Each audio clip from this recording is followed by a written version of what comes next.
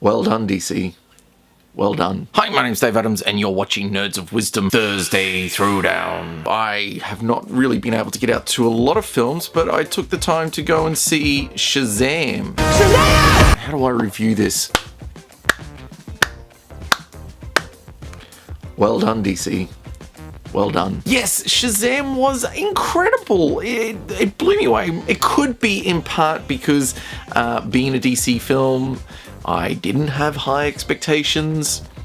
But at the same time, the trailers actually had me interested. I knew some of the backstory of Shazam.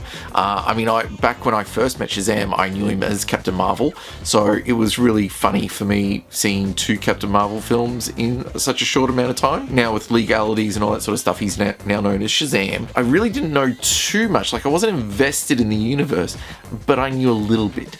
So the little bits I knew, I was excited to see. In fact, he's possibly one of my favorite characters in the Mark Waid graphic novel Kingdom Come. I know, Mark Waid used to write good comics. It's weird, isn't it? So Shazam comes out really as a family film, but the things I like about it, this is what I love, what I'm so excited about seeing with DC now, is that DC has always been known as the darker side of comic books. It's so dark!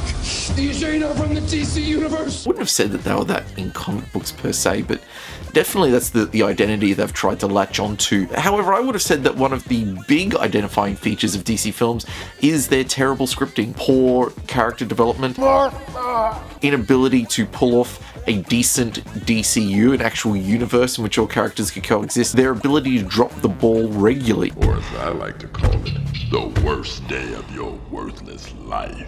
In fact, it got so bad that after Batman vs Superman, I stated publicly I was not going to go to the movies to see another DC film until they sorted themselves out. What helped break the trend for that for me was seeing Wonder Woman. It stands as a really great film. I really enjoyed Wonder Woman. So they had one success, Wonder Woman, that's great. But then I heard Aquaman was really good, and the only reason I didn't get to see Aquaman was because, well, I just didn't have time. That was it. Just didn't have time. So I still haven't seen it, but I've heard good things. So, and I was excited about the director, who just happens to be an Australian. So when I saw the trailer for Shazam, You're welcome for not getting robbed! I liked the trailer. I had a little hope for it, but I wasn't necessarily sold on it. I didn't get my hopes up too high. Going into the film, though, I have to say, I've walked out just feeling very happy and really optimistic about DC films and the future of DC films. I really felt in Shazam they started to pull together their own formula. Yes, they had actually some of the darker side, and I would say that for a family film, this has some really dark moments. There are some scenes in here that could very easily be put into a horror film, and you would not flinch. You wouldn't think they were out of place. They treaded a line, but they kept that balance well. It was genuinely a fun film. It had this lightheartedness that I thought would appeal to families. What are your superpowers? Superpowers, dude? I don't even know how to pee in this thing! Honestly, I laughed out loud, and I was really invested in the characters by the end, and they pulled it all together. They had the right metaphor, they pulled that off, they got the characterizations, they told the story clearly, succinctly. Everything just worked for them. I walked out so excited for the DCU. I'm like, they can do this, they can pull this together. Then what happens? The Joker trailer hits.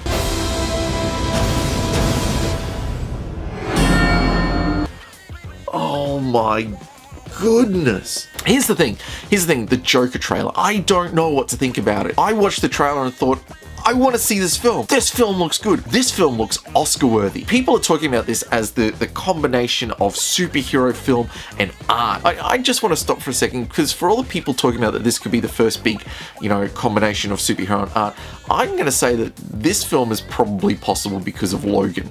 Yeah, okay, say what you want. I think Logan really set the trend for genre-breaking superhero films. It wasn't escalating the climate, it wasn't world ending, it wasn't everyone's going to die. It had the connection to Shane.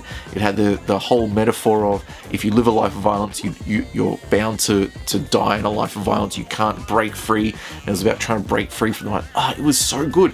But I think it's because we have a film that really stepped out of the boundaries of your traditional superhero film that we might start to see a few more coming in, and Joker is clearly one of them.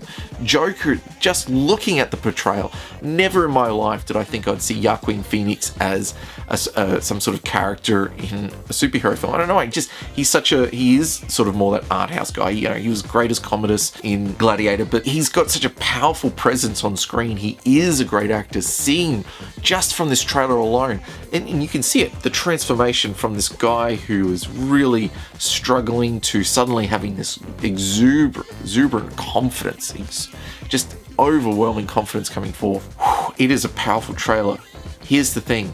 I don't know if I want a Joker film. I don't know if I want a Joker film. Why do I have a Joker film? Don't make me feel sympathy for the Joker, and don't try and define the Joker as someone who is shaped by Gotham. No, he's shaped by Batman. The reason of his existence. He is chaos to Batman's order. He is not chaos out of the chaos of Gotham.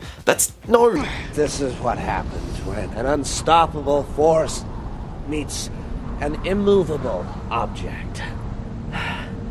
You truly are incorruptible, aren't you? Huh? You won't kill me out of some misplaced sense of self-righteousness. And I won't kill you because you're just too much fun. I think you and I are destined to do this forever. It's probably the film I'm most excited to see by the end of the year, and yet the film I least want to have at the end of the year. Like, I'm caught between, yes, this film looks really well done, but I don't want this film. However, what it does say is it really says that DC are pushing themselves. They're really starting to get a sense of who they are. They're really getting maybe even trying some things and being bold and courageous. So maybe the Joker film is a chance for them to really be bold, to really define themselves even more and say, you know what, you can have your Marvel formula. We're breaking free from formula and we're doing it our way, and we're doing it different, and we're going to try things. And I'm most excited for that. I'm over the moon for DC. I'm back. Look, I'll go to the movies to see a DC film again. Absolutely. I've done it 3 times now, and JLA made me think I shouldn't have gone back on my word, but here I am. I can't wait. DC, bring it. You do you, DC. I'm excited. I'm pleased to see you getting your time in the sun. Love it. Anyway, just had to vent, really. Thanks for listening. Until next time, I'm Dave Adams. I'll see ya.